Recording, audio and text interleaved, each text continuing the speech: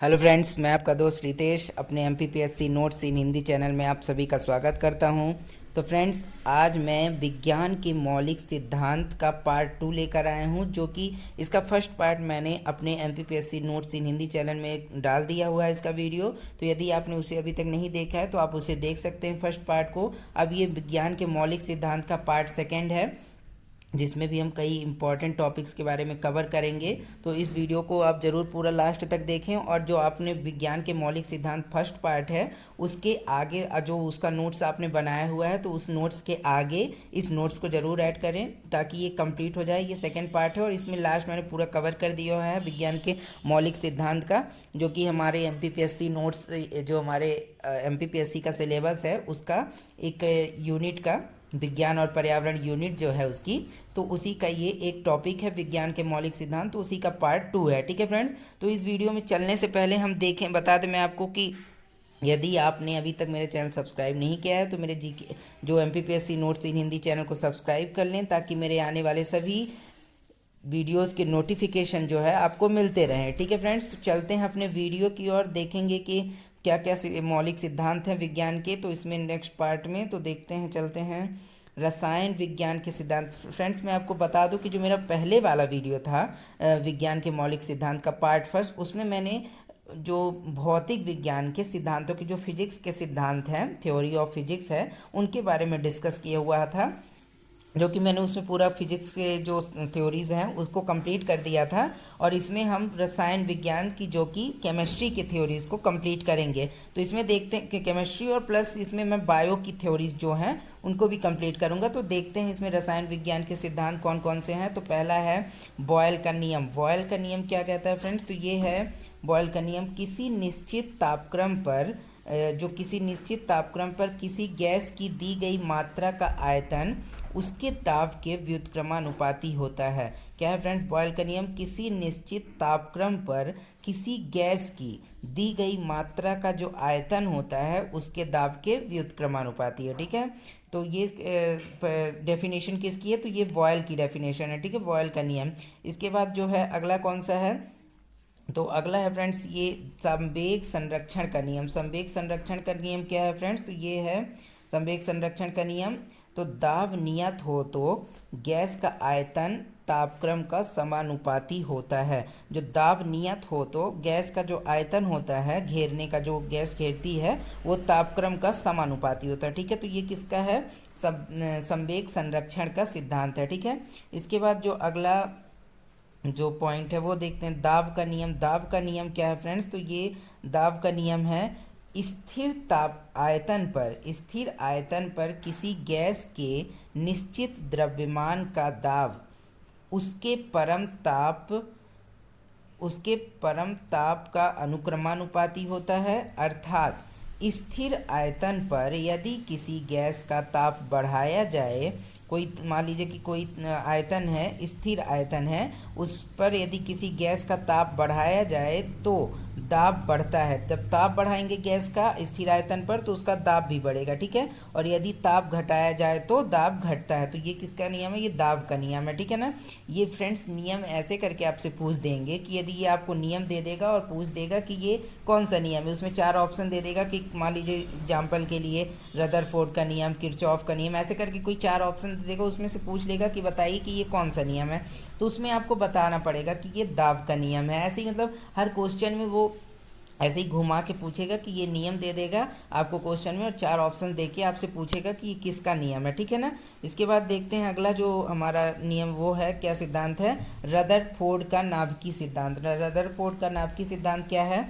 तो इस सिद्धांत के अनुसार परमाणु के अंदर का अधिकांश भाग खाली होता है। ठीक है, जो परमाणु का होता है उसके अंदर का अधिकांश भाग खाली होता है, तथा परमाणु गोली होता है, मतलब गोलाकार का होता है। नाभिक का आकार परमाणु के आकार की तुलना में अत्यंत छोटा होता है। जो नाभिक होता है उसका आकार परमाणु के आकार से भी छोटा होता है। ठीक है, तो ये किसका सिद्धांत है? ये थ्योरी दी है किसने? तो रदरफोर्ड की नाभिकीय सिद्धांत का ये थ्योरी है। ठीक है ना, इसके बाद देखते हैं नेक्स्ट क्या है, मेंडलीव का आवर्त नियम। ये क्या है?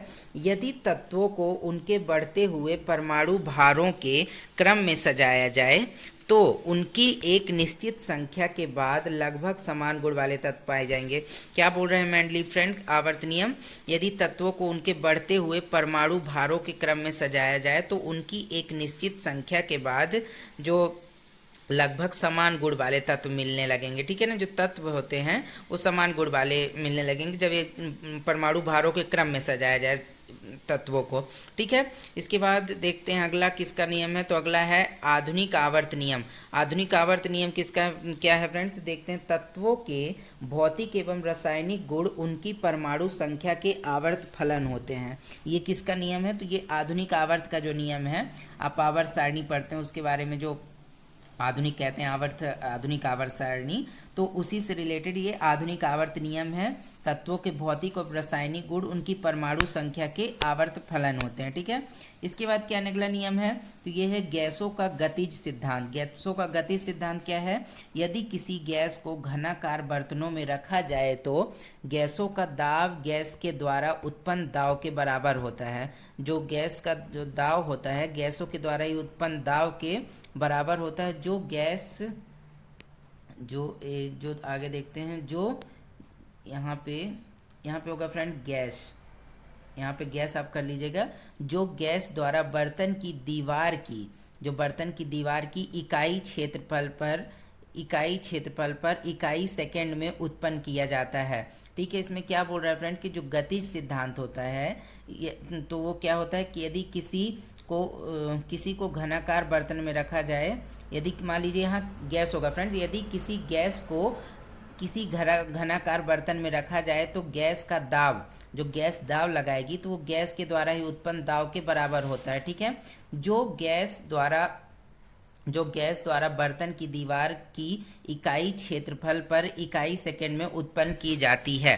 ठीक है ना, इसके बाद देखते हैं जो नेक्स्ट है, कौन सा है, जूल थॉमसन प्रभाव। जूल थॉमसन प्रभाव क्या है फ्रेंड्स, तो ये है किसी गैस के प्रवाह को किसी दाब के अंदर किसी छिद्रयुक्त माध्यम में मुक्त रूप से फैलने दिया जाए। यहाँ पे फैलने कर लीजिएगा फ्रेंड्स आप, फैलने दिया जाए तो गैस के तापमान में अंतर जूल थॉमसन प्रभाव कहलाता है। ठीक है फ्रेंड्स, तो ये किसका जो नियम था, तो ये जूल थॉमसन प्रभाव था। इसके बाद देखते हैं अगला क्या है, तो अगला है कूलाम का व्युत्क्रम नियम। कूलाम का जो व्युत्क्रम वर्ग का नियम क्या है, तो समान आवेश परस्पर प्रतिकर्षी व असमान आवेश आकर्षित होते हैं। जो समान आवेश यदि है फ्रेंड, जैसे कि मान लीजिए कि कोई आवेश किसी चीज़ पर, बैटरी में ही मान लीजिए प्लस प्लस है तो वो प्रतिकर्षण करेंगे एक दूसरे से। ठीक है ना, और यदि विपरीत आवेश है तो वो आकर्षित होते हैं एक दूसरे के प्रति।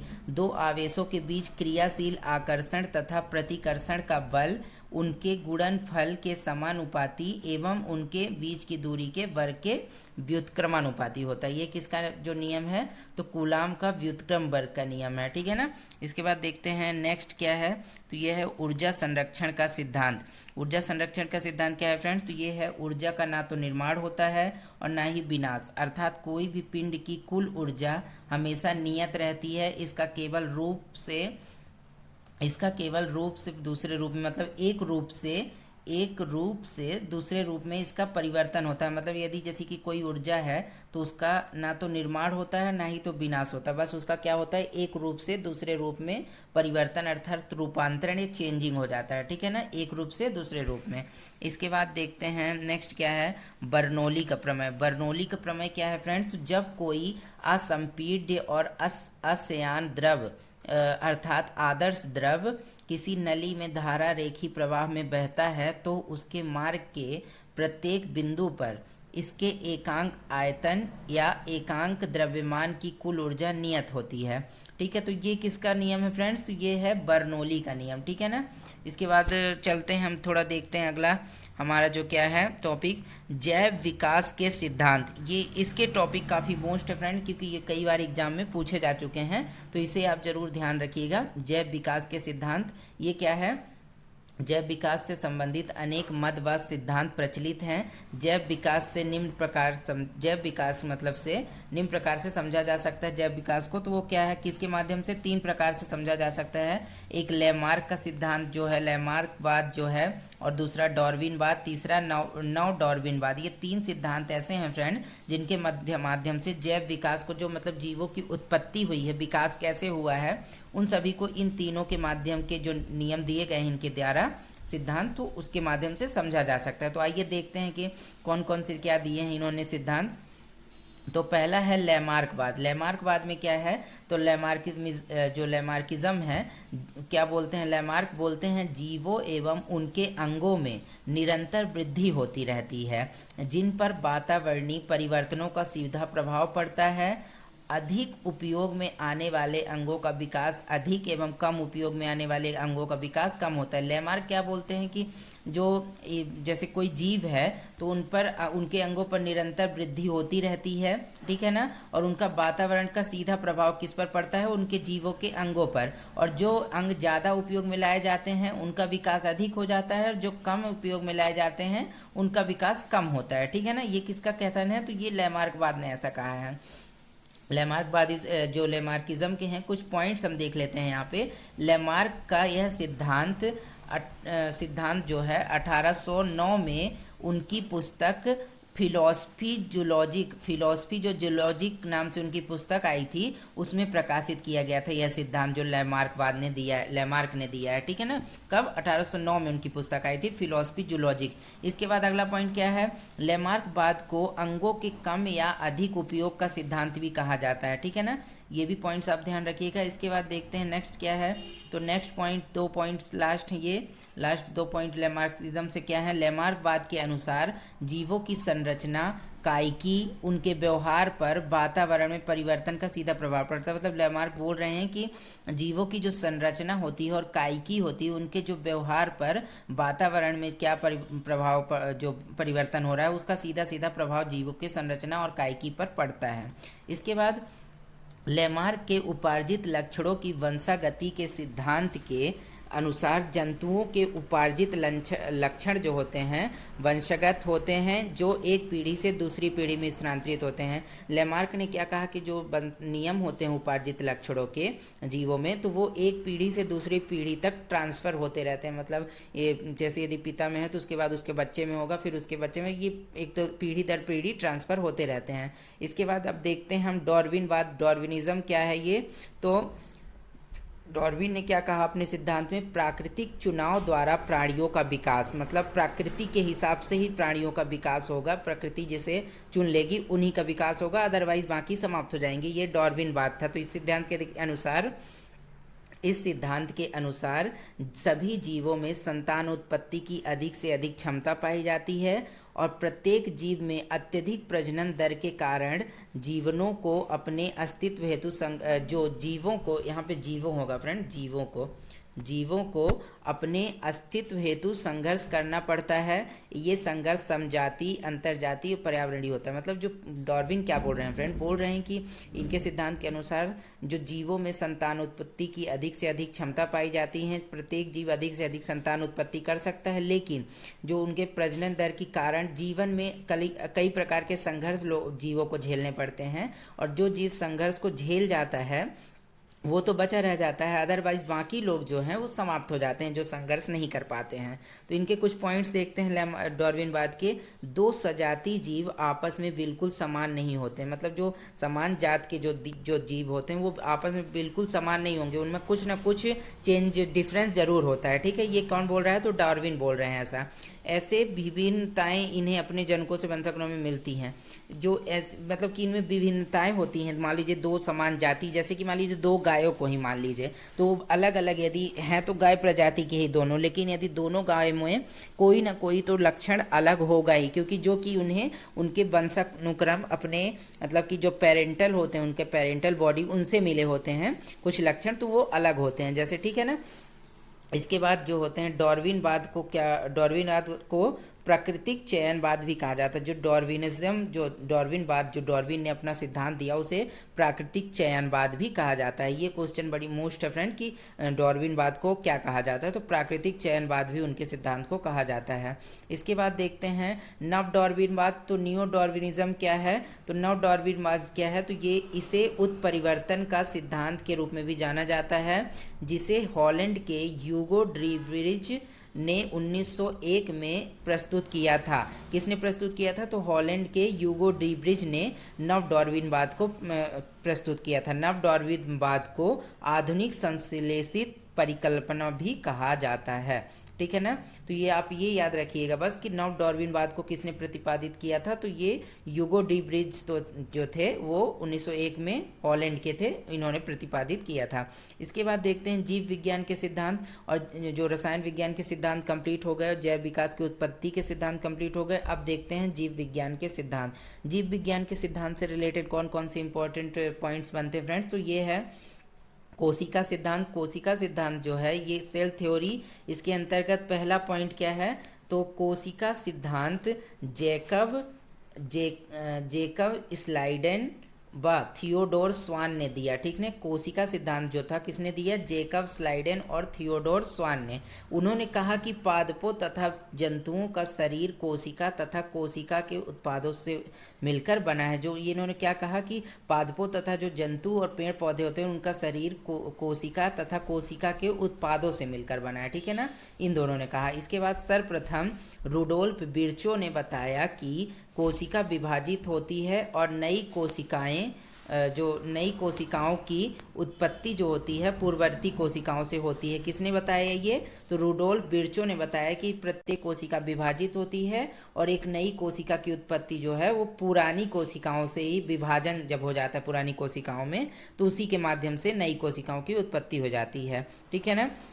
इसके बाद हम थोड़ा रुडोल्फ जो आधुनिक कोशिका सिद्धांत को देखते हैं, modern cell theory. Modern cell theory में क्या है फ्रेंड्स? तो ये है रुडोल्फ विर्चो ने स्लाइडेन व स्वान के जो इस सिद्धांत में बदलाव कर नया कोशिका सिद्धांत प्रतिपादित किया, जिसे आधुनिक कोशिका सिद्धांत कहते हैं, जिसके अनुसार प्रत्येक सजीव का शरीर प्रत्येक जो सजीव होता है का शरीर एक या अधिक कोशिकाओं से बना होता है। मतलब एक कोशिका या फिर इससे अधिक कोशिकाओं से प्रत्येक जीव का शरीर बना होता है। और दूसरा क्या पॉइंट है? कोशिका सजीवों की संरचना एवं क्रियात्मक इकाई। कोशिका जो होती है सजीवों की संरचनात्मक और क्रियात्मक इकाई होती है। इसके बाद अगला पॉइंट क्या है? सभी कोशिकाएं आधारी रूप से एक समान होती हैं, जिसमें जीव द्रव्य केंद्रक और कोशिकांग होता है। मतलब सभी कोशिकाओं में आधार के रूप में मतलब जीव द्रव्य केंद्रक और कोशिकांग ये सब पाए जाते हैं। ठीक है ना। कोशिका पर पतली कोशिका झिल्ली एवं कोशिका भित्ति का आवरण होता है और कोशिका भित्ति केवल पादप कोशिकाओं में पाई जाती है। जो कोशिका भित्ति होती है फ्रेंड्स वो केवल पादप कोशिकाओं में पाई जाती है, प्राणी कोशिकाओं में नहीं पाई जाती। मतलब जो पादप कोशिकाएं तो पेड़ पौधे उसमें तो पाई जाती है कोशिका भित्ति, लेकिन प्राणी कोशिकाएं जो जीव जंतु होते हैं उसमें नहीं पाई जाती है। ठीक है ना, कोशिका भित्ति। इसके बाद देखते हैं अगले पॉइंट्स क्या हैं। तो अगले पॉइंट है सभी कोशिकाओं का रासायनिक संगठन एवं उपापचयी क्रियाएं जो है उपापचयी क्रियाएं एक समान होती हैं, इसलिए कोशिका को सजीवों की क्रियात्मक इकाई भी कहा जाता है। जो उपापचयी क्रियाएं होती हैं सभी सजीवों में तो वो एक समान होती है, इसलिए इन्हें क्रियात्मक इकाई कहा जाता है। ठीक है ना, कोशिकाओं को। इसके बाद नई कोशिकाएं पूर्ववर्ती कोशिकाओं के विभाजन से बनती हैं। जब पुरानी कोशिकाएं टूट जाती हैं, उनका विभाजन हो जाता है तो वो नई कोशिकाओं का निर्माण करती हैं। इसके बाद क्या है लास्ट? कोशिकाओं का आनुवांशिक पदार्थ उपस्थित होता है। जो कोशिकाएं होती हैं फ्रेंड्स उसमें आनुवांशिक पदार्थ उपस्थित होता है जो एक संतति से दूसरे संतति मतलब कि एक वंश से एक मतलब कि संतान है यदि से दूसरे संतान में वंशागत होता है, इसलिए कोशिका को वंशागति की इकाई भी कहा जाता है। जो कोशिका होती है फ्रेंड्स उसमें आनुवांशिक पदार्थ उपस्थित होते हैं जो कि एक संतान से दूसरी संतान में वंशागत हो जाते हैं। मतलब वंशागत रूप से एक दूसरे से ये ट्रांसफ़र होते रहते हैं, इसलिए कोशिका को वंशागति की इकाई भी कहा जाता है। ठीक है ना। तो फ्रेंड्स इसमें जितने भी मैंने आपको सिद्धांत बताए, विज्ञान के मौलिक सिद्धांत, रसायन विज्ञान के मौलिक सिद्धांत और जैव विकास की उत्पत्ति का सिद्धांत और जैव विज्ञान के कुछ सिद्धांत, तो इन सभी को आप नोट जरूर कर लीजिएगा। और वीडियो का जो फर्स्ट पार्ट है उसे भी जरूर नोट कीजिएगा देखने के बाद। तो आज के वीडियो में फ्रेंड्स इतनी ही हम डिस्कस करेंगे और हम जो नए वीडियो डालेंगे उसमें भी हम नए नए टॉपिक पर डिस्कस करते जाएंगे एमपीपीएससी के सिलेबस के अकॉर्डिंग। तो उसके लिए आप मेरे चैनल को सब्सक्राइब कर लें और इस वीडियो को लाइक और शेयर ज़रूर कर दें ताकि ये और लोगों तक भी ये वीडियो फैल सके। ठीक है फ्रेंड्स, तो मिलेंगे अब नेक्स्ट वीडियो में। आज के लिए इतना ही। Okay friends, bye bye.